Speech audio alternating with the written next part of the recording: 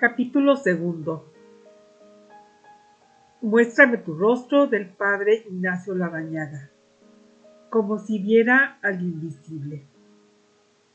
Y Moisés decididamente llevó adelante su gestión, con la seguridad de quien ve al invisible. Hebreos 11:27. En el mundo entero se están efectuando en estos últimos años sondeos, encuestas y evaluaciones sobre el estado de la oración. Se habla de crisis, de abandono de la oración, de las dificultades para entrar en comunicación con el Dios trascendente. Sin embargo, en esta evaluación general se está llegando con rara unanimidad a la conclusión de que la decadencia de la oración proviene de una profunda crisis de fe. Se puntualiza en el sentido de que el centro de la crisis no está tanto en el cuestionamiento intelectual de la fe, sino en la vivencia de la misma. Se trata, pues, de una crisis existencial de la fe. Las encuestas más serias llegan a la conclusión de que no se debe cargar el acento en el problema de las formas de oración. La crisis de fondo no está en cómo expresarse en la oración, sino en qué expresar. Buscando, según la intención que nos hemos propuesto, la utilidad práctica, solamente nos vamos a preocupar en la presente reflexión del acto vital de que la fe, que en la Biblia es siempre adhesión y entrega incondicional a Dios. Vamos a analizar también las dificultades que dicho acto entraña, especialmente cuando sobreviene el silencio de Dios, así como también los desalientos que amenazan constantemente la vida de fe. Estas dificultades normales e invariables para todo el que trate de vivir a Dios, hoy día se ven acrecentadas debido a ciertas corrientes de ideas que analizaremos con una cierta detención. Con estas reflexiones habremos adelantado mucho en nuestro empeño de explorar el misterio de la oración, ya que ella no es otra cosa que una puesta en movimiento de la misma fe. Buscaremos finalmente algunos medios que nos ayuden a superar los desfallecimientos y situaciones difíciles. 1. El drama de la fe. Al abrir la Biblia y contemplar la marcha del pueblo hacia Dios en la profundización, esclarecimiento y purificación de su fe, llegamos a experimentar vivamente qué difícil es esta ruta que conduce al misterio de Dios, la ruta de la fe. Y no solo para Israel, sobre todo para nosotros. Cada día estamos viendo que el desaliento, la inconstancia y las crisis nos esperan en cualquier esquina. Y esto sin olvidar que la fe en sí misma es oscuridad e incertidumbre. Por eso hablamos aquí de drama. Al entrar, pues, en este verdadero túnel, debemos recordar aquella valiente invitación de Jesús. Esforzaos para entrar por la puerta estrecha, como lo dice en Lucas 13:24. La prueba del desierto. En distintos momentos, el concilio presenta la vivencia de la fe como una peregrinación. Más aún, nos la presenta en un nivel paralelo a la travesía de Israel por el desierto. Ciertamente, aquella marcha constituyó la prueba de fuego para la fe de Israel en su Dios. Sin embargo, aunque es verdad que de esa prueba salió fortalecida la fe de Israel, aquella peregrinación estuvo cuajada de adoración y blasfemia, rebeldía y sumisión, fidelidad y deserción, aclamación y protesta. Todo ello es un símbolo real de nuestras relaciones con Dios mientras estamos en camino y sobre todo, y esto es lo que aquí nos interesa destacar, es un símbolo de las vacilaciones y perplejidades que sufre toda alma en su ascensión hacia Dios, más concretamente en su vida de fe. Pocos hombres, quizás nadie, se han visto libres de tales desfallecimientos como lo veremos con la Biblia en la mano. Llegado el momento oportuno, Dios irrumpió en el escenario de la historia humana. Entró para herir, liberar, igualar. Amigo de Dios y conductor de los hombres, Moisés se enfrenta al faraón, congrega al pueblo disperso y lo pone en marcha hacia el país de la libertad. Salidos de Egipto, comienza la gran marcha de la fe hacia la claridad total. Pero ya con los primeros pasos, la crisis de fe comienza a enroscarse como una serpiente en el corazón del pueblo.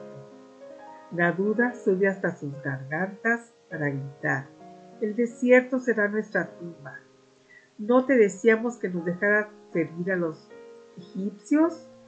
¿No era eso mejor que morir en el desierto? Se prefiere la seguridad a la libertad. En medio de la confusión, solo Moisés mantiene viva la fe. No tengáis miedo. Dios hará brillar su gloria, y mañana mismo veréis resplandecer esa gloria, porque Dios combatirá por nosotros y con nosotros. Ante estas palabras, la fe del pueblo se enciende de nuevo, y con sus propios ojos contempla fenómenos nunca vistos. De pronto, comenzó a soplar un viento recio del sur que cortó las aguas y las dividió en dos grandes masas, y el pueblo pasó como en medio de dos murallas, mientras los egipcios quedaban atrapados como plomo en el fondo del mar. Ante semejante espectáculo, el pueblo creyó en Dios y en Moisés su siervo, y entonaron un canto triunfal. Sin embargo, una vez más habían necesitado un signo para recuperar su fe. Bienaventurados aquellos que creen sin haber visto. Nos dice Jesús en Juan 20:29. Avanzó la peregrinación durante 3 días, internándose a fondo en el desierto del sur. El desierto vuelve a poner de nuevo a prueba la fe del pueblo. El silencio de la tierra y a veces el silencio de Dios invade sus almas y sienten miedo. Se les han agotado las provisiones. ¿Qué comerán? Y como aves rapaces se abaten sobre el pueblo el desaliento, la nostalgia y la rebeldía.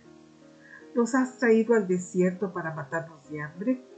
Mucho mejor que hubiéramos muerto a espada a manos de los egipcios.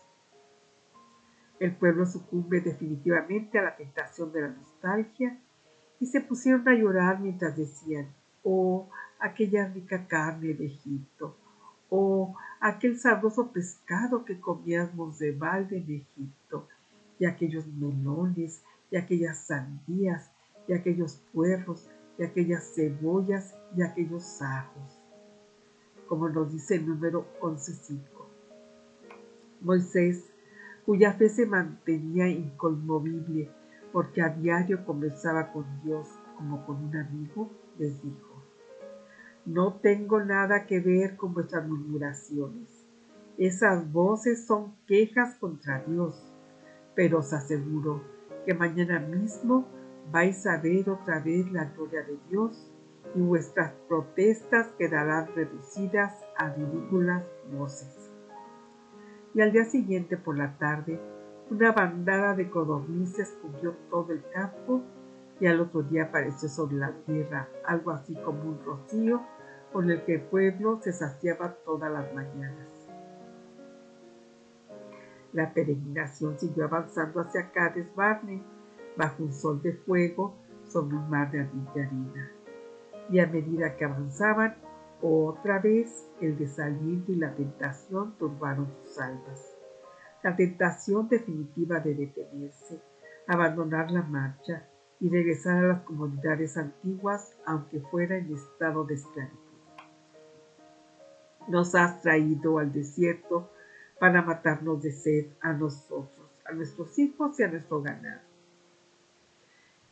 Y en este momento una duda punzante echa por tierra el recuerdo de tantos portentos muerde el fundamento de su fe y se expresa en aquella terrible pregunta: ¿está Dios con nosotros, sí o no?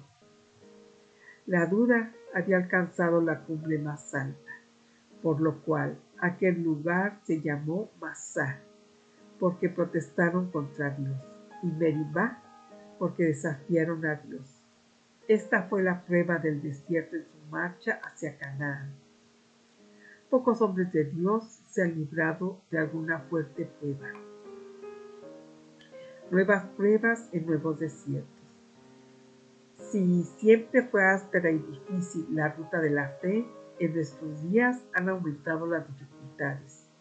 Hoy la Iglesia está atravesando un nuevo desierto. Las amenazas que acechan a los peregrinos son las mismas de antaño: desalientos por eclipses de Dios, la aparición de nuevos dioses que reclaman adoración, la tentación de detener la dura marcha de la fe para regresar al confortable y fértil Egipto. Dificultades intelectuales.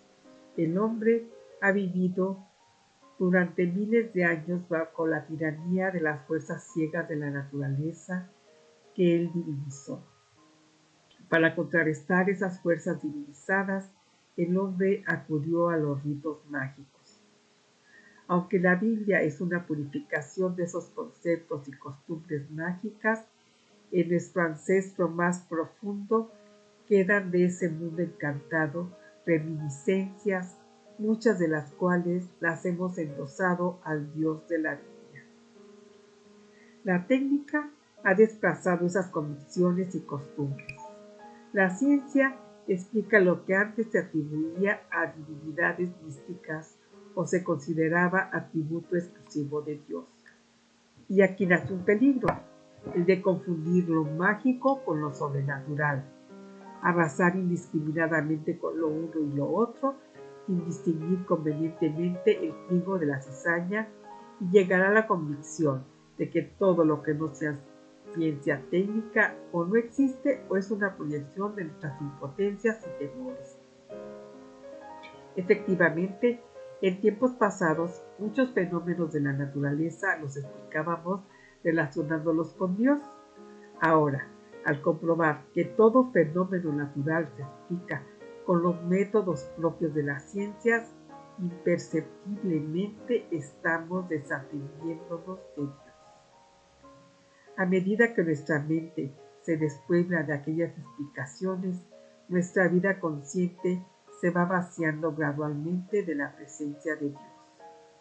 Muchos lo sienten íntimamente y otros lo dicen abiertamente, que la ciencia acabará por explicar todo lo explicable y que en adelante Dios será una hipótesis innecesaria. Sin embargo, ni la tecnología, ni siquiera las ciencias sociopsicológicas jamás lograrán dar la respuesta cabal a la pregunta fundamental y única del hombre, la cuestión del sentido de la vida. Solo cuando el hombre tropieza con su propio misterio, cuando experimenta hasta el vértigo la extrañeza de estar ahí, de estar en el mundo como conciencia y como persona, solo entonces se plantea esta cuestión central. ¿Quién soy yo? ¿Cuál es la razón de mi existencia? ¿De qué manantial provengo yo? ¿Hay un porvenir para mí? ¿Y qué porvenir? Hoy no se llevan a cabo campañas llenas de argumentos y de pasión contra Dios. Simplemente se prescinde de Él, se lo abandona como un objeto que ya no sirve. Es un ateísmo práctico más peligroso que el sistemático, pues va inoculándose suavemente en los reflejos mentales y vitales. Muéstrame tu rostro, del Padre Ignacio Larrañaga, capítulo 2. Nuestra síntesis teológica no resiste la visión cósmica y antropológica que nos dan las ciencias. Las investigaciones sobre el origen del mundo y del hombre distan mucho de los datos de la Escritura, aunque hoy afirmemos que la Biblia no pretende dar explicaciones científicas. Sin poder evitarlo, sentimos el contraste entre nuestra dificultad de expresar a Dios con signos y símbolos, y la expresión de las ciencias, que son unas fórmulas diáfanas, evidentes y directas. Nos desconcierta la claridad de los métodos científicos de investigación en contraste con nuestros métodos inductivo-deductivos por las vías analógicas para conocer a Dios. Si no hemos madurado personalmente una fe coherente con los descubrimientos científicos, sobreviene la secularización, que sin duda es un proceso purificador de la imagen de Dios. Pero como muchos no aciertan a distinguir las fronteras de este proceso conveniente y necesario, pasan al terreno de la secularidad hasta acabar en un secularismo prófano en el que la fe en Dios se debate en una agonía próxima a la muerte. Todo ello está dando origen a una ideología radical y exclusiva que solo admite el siglo, el mundo y lo profano. Como consecuencia de estas ideas y hechos, surge el horizontalismo, una ideología que debilita la fe y problematiza nuestros solemnes compromisos con Dios, porque viene a decir que cualquier esfuerzo aplicado a lo que no pertenece a este mundo es alienación. La vida con Dios, tiempo perdido. Cualquier entretenimiento religioso, tiempo malgastado. El celibato, absurdo y perjudicial. La única actividad válida, la promoción humana. El único pecado, la alienación. Esta inspiración ambiental va penetrando en el alma de aquellos hermanos a quienes en otro tiempo una fe incondicional los ligó a Dios con una fuerte alianza. Tengo la impresión de que el nuevo pueblo de Dios se ha atascado otra vez en Masá y en Meribá, donde la fe ha descendido a sus niveles más bajos y ya se escuchan como allá los lamentos y desafíos. Hoy la fe resulta para muchos una palabra dura, ¿y quién puede soportarla? Juan 6:60. Y como en toda época de purificación, se cumplirán aquellas trágicas palabras. Desde entonces, muchos de los suyos se retiraron y ya no le siguieron más, como nos dice en Juan 6:66. Después del concierto vendrá la maduración, es decir, una síntesis coherente y vital, elaborada personalmente y no extraída de los manuales de teología. Síntesis en la que se fusionen los avances de las ciencias y una profunda amistad con Dios. Mientras tanto, este periodo que estamos atravesando ayudará a purificar la imagen de Dios. La fe, como dice Martin Buber, es una adhesión a Dios, pero no una adhesión a la imagen que uno se ha formado de Dios, y tampoco a una adhesión a la fe del Dios que uno ha concebido, sino adhesión al Dios que existe. Como dice Rahner, el mundo moderno se ha entusiasmado con los grandes inventos de la ciencia, la técnica y la urbanización, como el niño que acaba de estrenar la bicicleta y por andar en ella deja la misa del domingo. La bicicleta se ha convertido en ídolo, en algo absoluto.